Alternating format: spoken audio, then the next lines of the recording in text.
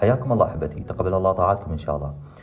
ما متداول يعني في التواصل الاجتماعي أني لن أستقبل التهاني بسبب استذكار الشهداء القادة اللي استشهدوا في الجمهورية الإسلامية.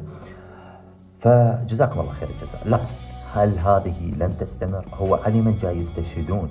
يعني غير على إبقاء الدين، على إبقاء ذريعة الإسلام. أولا نستشهد بأمير المؤمنين علي بن أبي طالب عليه السلام بعد تولي الإمامة الحسن المجتبى، بعد أبي 9 أيام تولى الإمامة وصلى صلاة العيد وخطب خطبة العيد. ولو هيك لن يستقبل هذه العيد وتوقف الحياة. لكن يا أخواني، مو هيك. أكو روايات عن النبي محمد صلى الله عليه وآله: من زار أخيه كأنما زار الله في عرشه. وهذا عيد الله الأكبر ومن أساسيات الإسلام. جزاكم الله خير الجزاء، تقبل الله أعمالكم، تقبل الله طاعاتكم.